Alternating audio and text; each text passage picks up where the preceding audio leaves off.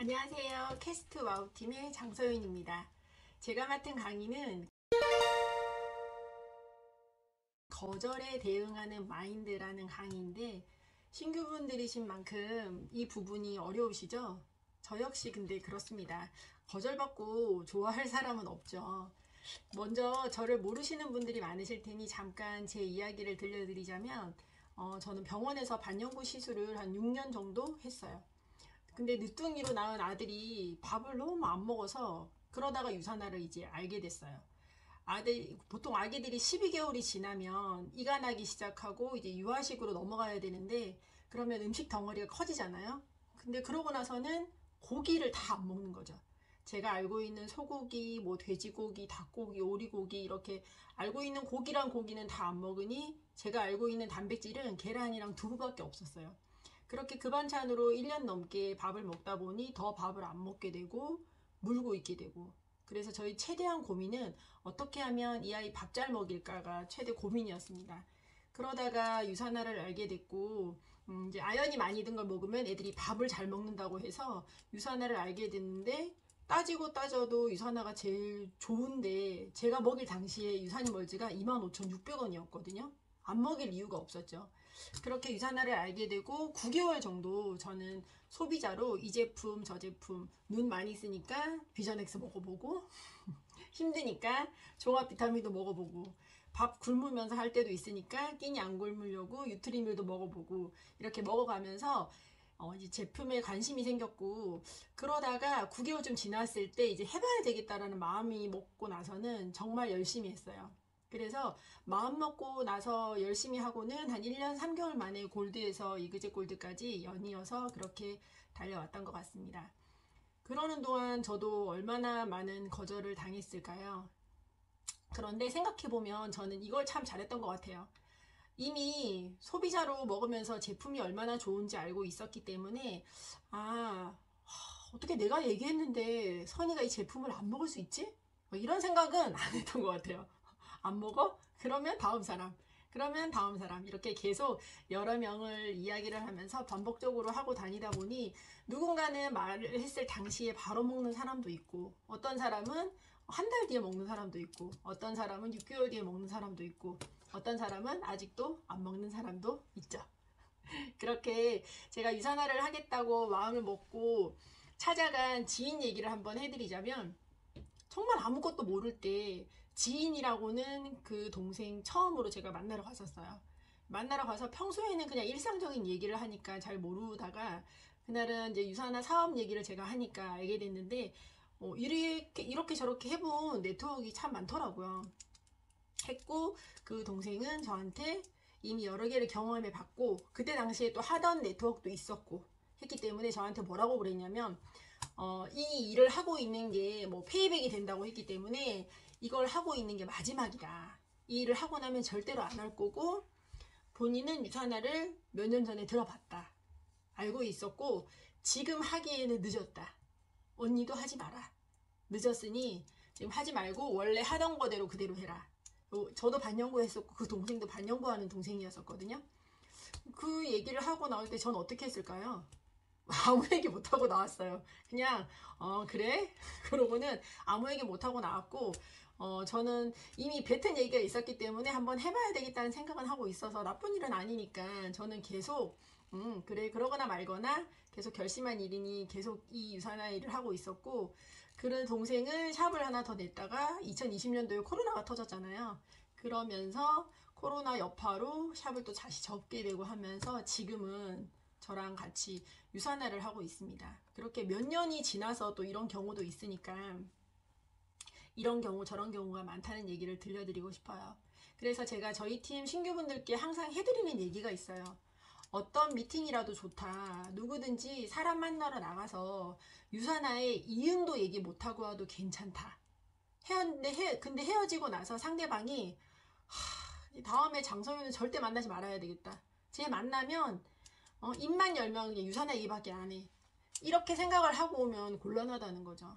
그렇게 그 사람이 나를 만나기 싫어하는 사람이 돼버리면 안 된다는 거죠. 그렇게 하시지 마시고, 어차피 한번 제가 유산을 한다고 오픈을 했기 때문에 상대방은 제가 유산하는 사람인지 알고 있어요. 근데 만나다 보면 뭐 오늘 아니면 일주일 뒤, 한 달 뒤 이렇게 그 사람이 상황이 바뀔 때가 있는 거죠. 그때 유산화가 사업으로든 제품으로든 필요한 타이밍에 잘 설명할 수 있도록 내가 준비된 사람이만 되어 있으면 됩니다.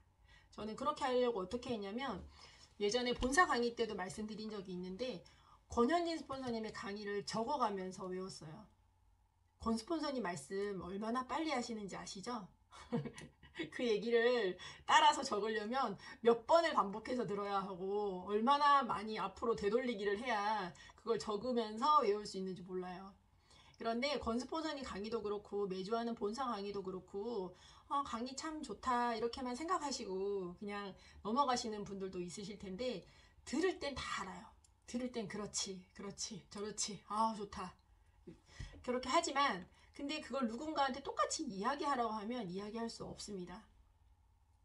당연히 그렇게 강의하라고 해도 못하죠. 그런데 아침마다 그렇게 저는 권 스폰서님 강의를 외운 거대로 계속 얘기를 했고 그러다 보면은 유산화 얘기 안 하고도 얼마든지 잘 설명할 수 있어요. 그러면 예를 들어 아침마다 만나는 뭐 유치원 엄마, 학교 엄마 만날 때마다 유산화 얘기 안 해도 뭐 어쩌다 그럴 수 있죠. 이번에 건강검진 했는데 작년까지는 없었던 콜레스테롤 수치가 높게 나왔어. 뭐 고지혈증 수치가 좀 나왔어. 이렇게 얘기할 수 있죠. 그럴 때 유산화 이야기 안 해도 왜 오메가3를 먹어야 되는지 코키노는 어떤 기능을 해서 왜 고지혈증 환자들이 먹으면 좋은지 그런 얘기를 유산화 얘기 안 하고도 얼마든지 할 수 있거든요. 오메가3 왜 먹어야 되는지 아시죠? 저희 딸이 지금은 6학년인데 알약을 삼킨 지가 얼마 안 됐어요. 그래서 제가 한 4년 넘게를 약을 갈았었거든요. 그런데 오메가는 갈 수가 없잖아요. 그러면 모든 약을 다 갈고 걔를 물에 녹여서 거기에 주스를 붓습니다. 주스를 붓고 마지막으로 오메가를 가위로 잘라서 거기에 짜면 기름이 이렇게 둥둥둥 뜨죠. 저희 딸이 이제 그걸 먹다가 사람인지라 그날은 이제 먹기 싫었나 봐요. 그래서 엄마 이거 하루만 안 먹으면 안 돼요? 이러길래 자 별아 엄마가 왜 오메가3를 먹어야 되는지 얘기해 줄게 해서 오메가3를 먹어야 되는 얘기를 했거든요. 아시죠 여러분? 그 곤스포서님 강의에 다 있습니다. 에브리데이를 들어가시면 다 있고요. 우리 몸에는 오메가3도 있고 6도 있고 9도 있는데 왜 오메가3만 강조하는지 어디에 들어있는지 왜 중금속이나 수은납 중독에 그런 중금속의 노출이 심한지 왜 따지고 먹어야 되는지에 대해서 나와 있는데 그런 부분을 쭉 얘기해줬죠. 그 이후로 저희 딸뿐만 아니라 남편도 절대 빼놓지 않고 먹는 게 오메가3입니다. 그런 이야기를 주변 아는 사람들한테 아니면 처음 만나는 사람들한테도 어쩌다가 그 얘기가 나와서 얘기를 한다 치면 아마 그분들은 그렇게 생각하실 거예요. 응? 내가 알고 있던 것보다는 좀 더 알고 있네. 왜냐면 유산하면 막 좋다고 얘기한 건 아니거든요. 이걸 유산화 얘기한 게 아니라 논리적으로 왜 오메가3를 먹어야 되는지 3, 6, 9이 있는데 어떻게 해서 콜레스테롤 수치가 높아지고 그렇게 해서 오메가3를 어떤 걸 먹어야 되고 이런 얘기를 해주니까 너무 자연스럽게 얘기를 할 수 있는 거죠. 그런 이야기들을 할 수 있도록 미리미리 준비를 해 놓으시면 돼요.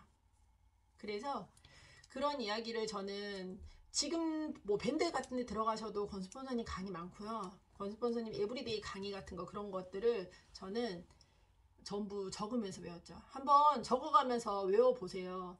이게 쉽지 않아요. 지금 오늘 강의가 거절에 대한 마인드잖아요. 사실은 자기 마인드 잡기가 제일 힘들어요. 이거는 어떻게 해줄 수가 없거든요.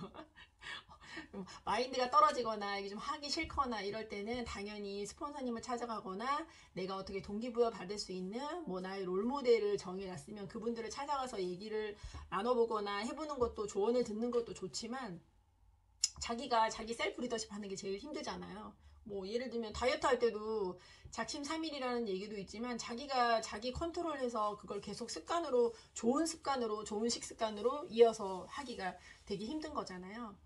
그런 거지만 한번 해보시면 그렇게 실력이 쌓아가시는 걸 알게 될 거예요. 막 우리는 트렌드를 따라가서 어떤 걸 계속 해야 되는 게 아니라 그 기본, 에브리데이에 나와 있는 그 제품 기본, 그것만 잘 하시면 되거든요. 그러면 누구와도 만나도 이야기를 하실 수 있습니다.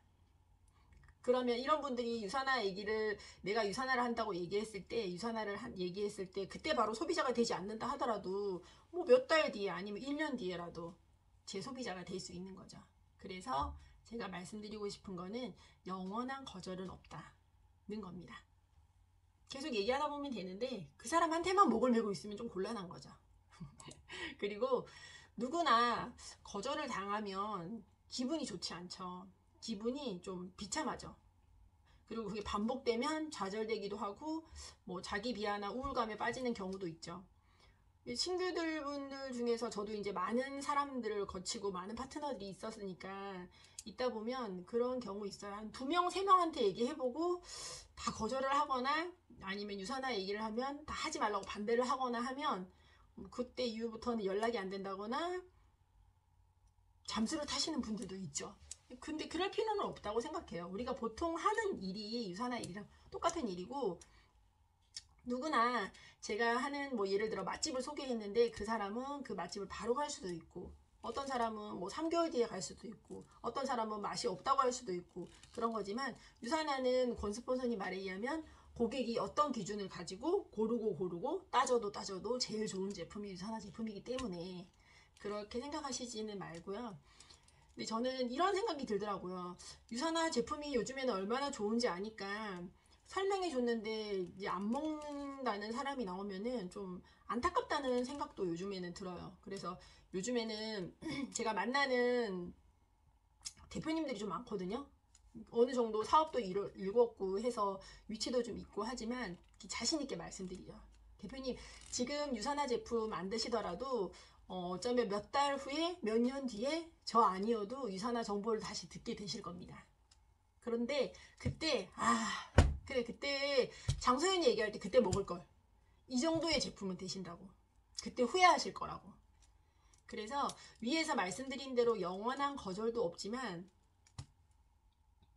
제가 이런 강의를 준비하면서 읽은 책이 있는데 지하장의 거절당하기 연습이라는 책이 있거든요.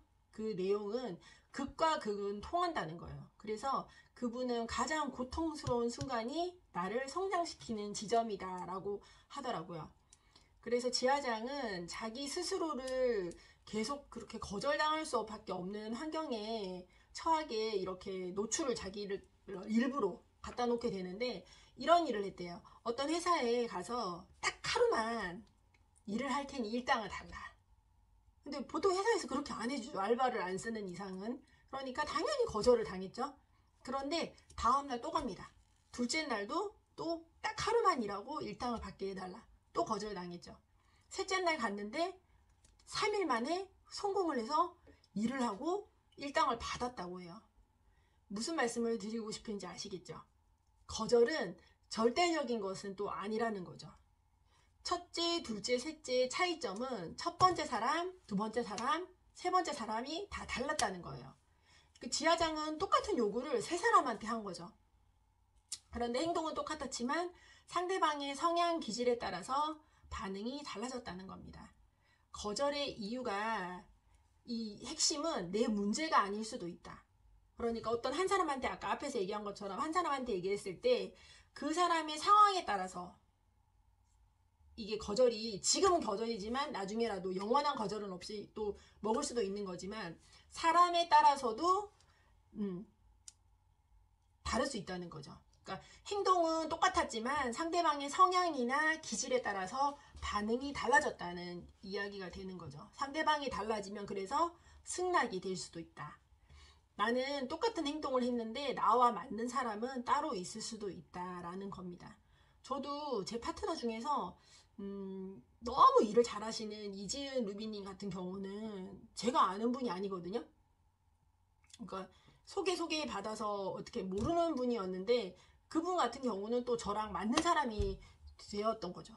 그러니까 같이 또 일을 할 수 있게 되었던 거고 그런 사람을 여러분들도 만날 수 있다는 거죠. 그래서 거절은 절대적인 것이 아니라 상대적인 거다. 그러니까 너무 스스로에 대한 지나친 자기 비하는 할 필요가 없다. 그런데 우리는 여기서 조건이 있죠.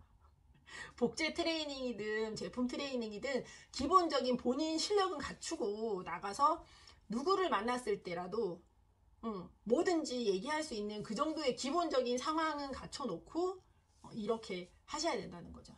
그러니까 예전에 권 스폰서님 강의 때 말씀하신 게 기억이 나는 게 아직 있거든요.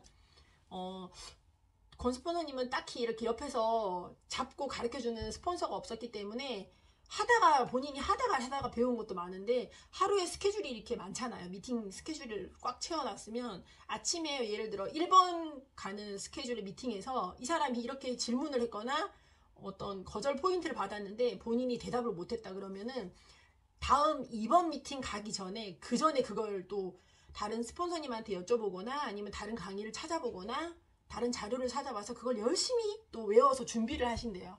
그런데 우리도 해봐서 알지만 다음 미팅을 간다고 그 사람이 똑같이 그걸 물어보나요? 안 물어보죠.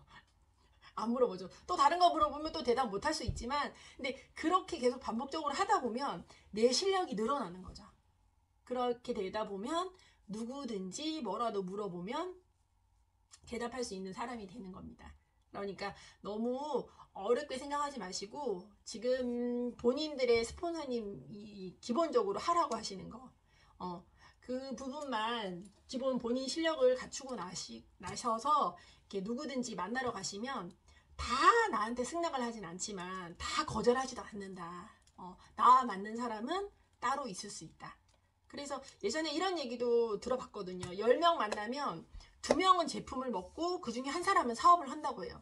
그런데 제가 제 신규분들한테도 이렇게 말씀드리면 10명한테 얘기했는데 아무도 안 먹어요. 막 이런 분도 계시거든요. 그러면 또 10명한테 더 얘기해보는 거예요. 20명한테 얘기를 해보이는 거죠. 그러면 그 중에서 4명은 먹고 2명은 사업을 하겠죠. 그리고 자신감을 가지실 필요가 있어요. 막 비싼 옷을 입고 막 명품을 두르고 다니라는 게 아니라 일단은 비즈니스 복장으로 다녀서 처음 만나는 누구라도 이렇게 신뢰감을 줄 수 있는 모습으로 당당하게 유산화를 전하는 거죠. 왜냐면 아무리 제가 요즘에 또 하는 얘기는 아무리 제가 뭐 포장을 한들 이야기를 번들하게 잘 한들 저랑 이 미팅에서 헤어지고 나서 핸드폰을 검색하는 순간 제가 한 이야기가 맞는지 사실인지 아닌지는 다 나온다는 얘기 하잖아요. 요즘 사람들은 똑똑하기 때문에 그런 건 얼마든지 찾아볼 수 있거든요. 그러니까 뭐 우리가 사람을 어떻게 뭐 꼬셔서 뭐 아니면은 그렇게 나쁜 일을 하거나 이런 게 아니기 때문에 얼마나 좋은 제품인지 이미 알고 있고 그 제품이 모르는 사람한테는 그냥 유산화가 좋다가 아니라 이게 어떻게 해서 객관적인 입증 자료들이 어떻게 있는지 그 부분을 설명하는 거고 왜 다른 제품보다 좋은지를 설명하시는 거니까 자신감 있게 당당하게 유산화를 전하시면 그러면 분명 나랑 맞는 사람이 반드시 나타나실 겁니다. 그러니까 영원한 거절은 없다. 그리고 매일 우리의 일을 반복하시면서 본인과 맞는 사람을 만나시기를 그렇게 리더님들을 항상 응원하겠습니다. 감사합니다.